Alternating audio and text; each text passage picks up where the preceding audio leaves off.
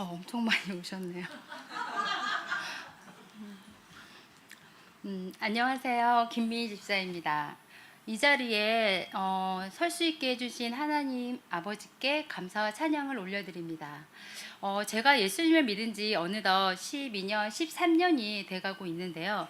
저는 여전히 교회에서 초신자 같고 하나님 앞에 아무것도 모르는 어린아이처럼 주님의 인도하심으로 한 걸음 한 걸음 나아가고 있는 중입니다. 솔직히 처음에는 제가 설교 자리에 어떻게 설 수 있을까 너무 두렵고 떨리는 마음은 있었지만 하나님이 저를 이 자리에 세우셨다는 믿음으로 말씀을 준비했습니다. 저는 디모데전서 2장 말씀을 묵상하던 중에 설교 제목을 정해보았는데요. 하늘 다리를 놓는 기도의 사명이라고 설교 제목을 스스로 정하고 보니 이제 저에게 질문을 하게 되었습니다. 과연 나에게 기도란 무엇일까? 하늘과 땅을 연결하는 다리, 중보자 예수 그리스도의 십자가의 다리를 건너 하늘 문을 열고 하나님 보좌 앞에 나아가는 것. 이렇게 생각하니 저는 구름 위로 걷는 느낌이었습니다. 하늘 문에 도달하려면 일단 하늘 다리를 건너야 하고 예수님의 십자가인 그 다리를 지나서 하나님 문을 열면 예수님이 달려와 반겨주실 것 같았습니다. 저는 예수님을 영접하고 감사한 시간을 보내고 있는데요. 가끔 우리 부모님이 예수님을 믿었다면 왜 진작 예수님을 몰랐을까? 내가 어렸을 때 예수님을 인격적으로 만났다면 얼마나 예쁜 시절을 주님 안에서 보내지 않았을까라는 생각도 할 때가 있습니다. 왜냐하면 모태신앙을 가진 분들이 부러웠고 또 부모님의 중보 기도가 있다는 것이 든든하게 보였기 때문이에요. 저희 엄마도 저를 위해서 기도는 해주십니다. 하지만 그 기도의 대상이 하나님이 아니라 부처라는 게 조금 이제 속상한 마음이 이제 들기도 합니다. 저를 위해 중보해주는 부모님이 없다는 것이 좀 저는 슬펐고 이렇게 슬퍼하는 저에게 주님은 미니야 슬프니? 라고 물어보시는 것 같았습니다. 이때 주님은 제 마음에 깊이 와닿는 말씀을 주셨습니다. 우리 다 함께 디모데전서 2장 5절 말씀을 읽어보시겠습니다. 하나님은 한 분이시요 하나님과 또 사람 사이의 중보자도 하나님이시니 아멘. 예수님이 친히 나의 중보자가 되어주시고 예수님은 하나님 우편에 앉아 쉬지 않고 저를 위해 중보하고 계신다는 것이 얼마나 기뻤는지 몰랐어요. 어떤 순간에도 제가 아버지라고 부르면 언제든지 하나님은 내가 여기에 있다 하십니다. 그리고 성령께서 우리의 연약함을 도우시니 우리가 마땅히 기도할 바를 알지 못하나 오직 성령이 말할 수 없는 탄식으로 우리를 위해 친히 간구하시고 있느니라 하십니다. 그래서 저는 이제 모태신앙이 아니어도 슬프거나 부럽지 않습니다. 한 번은 제가 이제 기도 자리에 앉아 있을 때 주님은 저에게 미니야, 기도는 내가 하는 것이 아니야. 내가 이끄는 거야. 내가 너를 기도하게 할 거야. 너는 기도의 자리에 앉기만 하면 돼. 라고 하셨습니다. 저는 기도하면 할수록 점점 알게 된 것이 십자가 앞에 나아가 하나님께 부르짖는 기도를 하는 것조차 내 힘으로 기도를 할 수 없다는 것입니다. 내 안에 계시는 성령님의 인도하심으로 기도할 수 있다는 것입니다. 타 종교인은 신에게 직접 찾아가서 정성껏 빌고 기도하거나 간절한 냉수 한 그릇 놓고 빕니다. 정성을 들이면 기도의 응답이 된다고 믿는 거죠. 하지만 우리가 하는 기도는 다릅니다. 살아계신 하나님 아버지께 죄인이 저에게 직접 찾아오셔서 관계 속에서 기도하게 하십니다. 예수님의 이름으로. 기도는 특별한 사람이 하는 것이 아닙니다. 하나님의 자녀라면 누구나 호흡처럼 주님과 대화하고 교제할 수 있다는 점을 정말 저는 멋지다고 생각을 합니다. 호흡, 만약에 호흡이 멈춘다면? 생각해 보니 올해 제가 받은 말씀이 데살로니가 전서 5장 16절에서 18절 말씀입니다. 다들 아시는 말씀입니다. 항상 기뻐하라, 쉬지 말고 기도하라, 범사에 감사하라. 이것이 그리스도 예수 안에서 너희를 향하신 하나님 뜻이니라. 여기서 쉬지 말고 기도하라. 쉬지 말고 기도가 가능한 것은 호흡이 멈추면 죽기 때문입니다.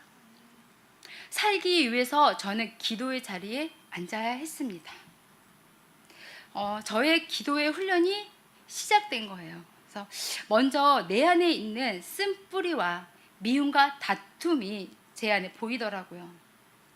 날마다 저는 회개 시간을 가져야 했고, 그리고 누군가를 너무 쉽게 판단하고 비판하는 연약함이 제 안에 있습니다. 마침 디모데전서 2장 8절에서 10절에는 에베소 교회에서 일어난 사람들의 문제와 행동을 바울이 디모데에게 전하고 있습니다. 8절에서 분노하며 다투는 남자들의 문제들, 9절에서 10절에는 화려하게 차려입은 부유한 여성들의 문제점을 이야기합니다. 외적 화려함으로 사람의 눈길을 끌지 말고 하나님 앞에 내면으로 정결한 마음으로 나오라고 말씀하심이 저에게 하시는 말씀인 것 같습니다. 솔직히 저는 예수님을 왕으로 모신다고는 하지만 어찌 보면 집에선 실제 왕은 저였던 것 같습니다. 남편의 말에 존중하기보다는 판단하거나 자녀에게 내 마음대로 되지 않을 때 유독 화가 나는 모습이 제 모습입니다. 제 안에 쓴 뿌리와 죄성이 저를 강하게 붙잡고 있습니다. 이번 설교를 준비하면서 당연한 저의 판단은 말씀대로 살지도 못하면서 삶이 엉망인데 내가 무슨 자격으로 설교를 한다는 거야 라는 생각으로 나 자신을 판단하고 있었고, 저는 많이 흔들리는 시간을 가졌습니다. 그러던 어느 날 화요중보 기도에 가는데 저는 특별한 체험을 했습니다. 지하철 안에서 찬양을 들으면서 주님을 바라보고 눈을 감고 잠잠히 주님을 불러보았습니다. 근데 지하철 안에서는 쓰레기 냄새가 났습니다. 저는 눈을 떠서 주위를 살펴보았는데 냄새가 날 만한 곳을 보이지 않았습니다. 그래서 다시 눈을 감고 주님을 이름을 부르며 주님에게 집중을 했습니다. 다시 눈을 떠 봤지만 두세 번 반복이 되었지만 이 냄새는 어디에도 나고 있지가 않았습니다. 이 악취 같은 냄새는 다른 누군가의 냄새가 아니라 제 안에서 나는 쓰레기 썩은 냄새였습니다. 냄새의 주범은 바로 저의 내면이었습니다. 이렇게 저는 더러운 모습을 발견할 수 있었던 것은 제가 주님을 바라보며 주님께 집중했을 때였습니다. 열심히 기도는 했지만 어찌 보면 저는 주님을 바라보는 것을 놓쳤던 것 같습니다. 이렇게 더러운 냄새가 나면 피하고 싶을 텐데 우리 주님은 이런 저에게 다가와 주셨습니다. 화요 중보에 도착해서 기도할 때 주님은 이 더러운 저의 죄악을 깨끗하게 씻어 주셨습니다. 저의 변화가 생겼습니다. 그가 불편했던 관계들이 풀어지는 은혜를 누렸고요. 또한 자녀들에게 화도 짜증도 예전보다 줄어드는 은혜가 있었습니다. 그런데 이 은혜가 계속되지는 않았습니다. 사단은 또 저에게 속삭였습니다. 지금만 그럴 거야. 너는 어차피 또 예전과 똑같을 거야. 라는 두려움을 주었습니다. 이번 설교를 준비하면서 그 두려움을 피하지 않고 직면하는 은혜가 있었습니다. 저는 부끄럽지만 나의 연약함으로 두렵게 하는 것들을 빛 가운데 드러냅니다. 이것은 마귀가 가장 싫어하는 것이라는 것을 알게 되었습니다. 저는 마귀에게 도전장을 내밀었습니다. 마귀야, 내 말이 맞아. 나는 어차피 똑같이 또 무너질 거야. 하지만 잘 들어. 예수님께서 죽으심으로 하나님의 사랑을 확증해 주셨거든. 내가 의인일 때가 아니라 죄인일 때였어. 그때 약속하신 말씀이 이전 것은 지나갔으나 보라 새 것이 되었도다. 이렇게 저는 선포했습니다. 사단이 속삭이고 거짓말하는 것을 이제 믿음으로 거절할 것입니다. 이전에는 기도하고 만족하고 내 마음대로 살았지만 이제는 말씀으로 기도하며 주님을 묵상하고 주님을 바라보는 삶으로 나아가고 있습니다. 로마서 5장 8절 말씀 한번 다 같이 읽어보시겠습니다. 우리가 아직 죄인 되었을 때 그리스도께서 우리를 위하여 죽으심으로 하나님께서 우리에 대한 자기의 사랑을 확증하셨느니라. 아멘. 하나님은 우리에게 내가 너희를 사랑한 것 같이 너희도 서로 사랑하라고 하십니다. 사랑하는 것은 단순히 하는 척이 아닙니다. 진정한 사랑의 실천입니다. 거룩한 척, 사랑하는 척 하는 것이 아니라 예수님이 우리를 사랑하신 것처럼 진심으로 서로 사랑하라는 강력한 메시지입니다. 과거 초등학교 때 척척 박사라고 불리는 제 친구가 있었는데요. 무엇이든지 다 아는 척, 자신감 있는 척, 심지어 시험 보기 전 공부 안 한 척까지 했던 친구가 있었는데 그 친구를 볼 때면 정말로 얼마나 힘들고 피곤할지를 생각이 났습니다. 사실 저도 그 친구와 다르지 않습니다. 믿음 생활을 하게 되면서 교회에서 거룩한 척, 믿음 있는 척, 기도하는 척을 하면서 살아온 것입니다.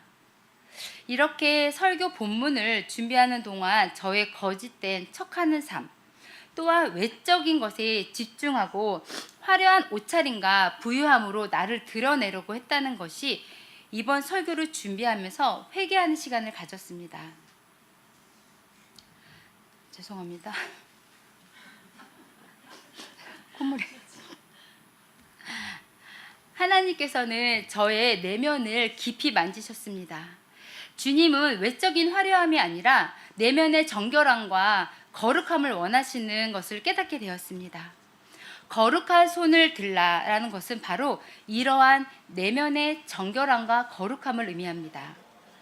주님께서는 우리가 외적인 모습이 아닌 진정한 마음과 깨끗한 내면으로 하나님 앞에 나와 예배 드리기를 원하시는 것입니다. 이제는 더 이상 하는 척 하면서 예배 자리에 나아가는 것이 아니라 지금 이 모습 이대로 담대하게 나아가는 것입니다. 기도의 열심을 돌아보았습니다. 저는 기도를 많이 한 날에는 이상하게도 어깨에 뽕 하나 이제 이렇게 생긴 것 같은 느낌이 들었습니다. 근데 이게 나의 열심인가? 하나님 열심인가? 이렇게 돌아봅니다. 그렇게 나의 시선이 하나님의 시선과 마주쳐서 하나님의 뜻에 따라 기도하고 있는지를 점검하는 습관이 생겼습니다. 하나님의 열심은 우리가 매 순간 주님을 의식하고 하나님과 동행하는 삶을 사는 것을 의미하는 게 아닐까 생각합니다. 디모데전서 2장 8절에서 10절 말씀으로 저는 자유함을 얻었습니다. 기도를 송두리째 바꾸신 예수 그리스도라는 방 리브가 사모님의 책을 소개하면서 이제 말씀을 마무리하려고 합니다. 책에서 기도자란 불을 붙이는 사람입니다. 나에 있는 불을 다른 사람에게 붙이는 것입니다. 기도를 통해 다른 이에게 나의 불이 전염되면 그 안에서 사랑도 기도도 자라게 됩니다. 사랑은 주님 안에 거할 때 성장합니다. 이것이 중보자의 사명입니다. 라고 책에 있었습니다. 저는 기도에 불 붙이는 그 한 사람이 되고 싶습니다.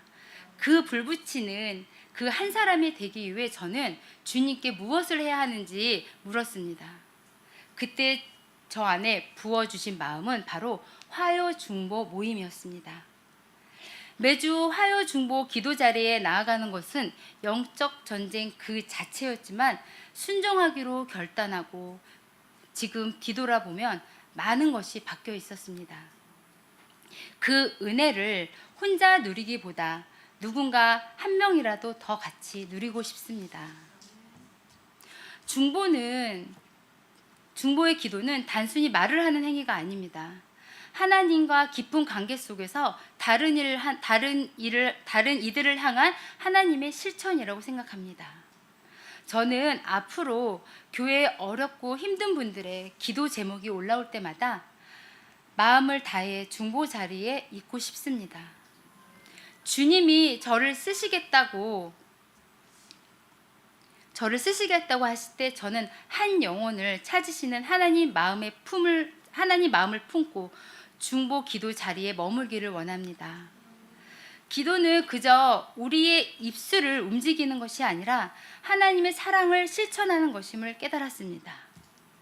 이번 설교 말씀을 준비하면서 세상에 나 홀로 있는 것 같을 때에도 믿음의 공동체 안에 연결되어 있다는 것을 기억할 것입니다.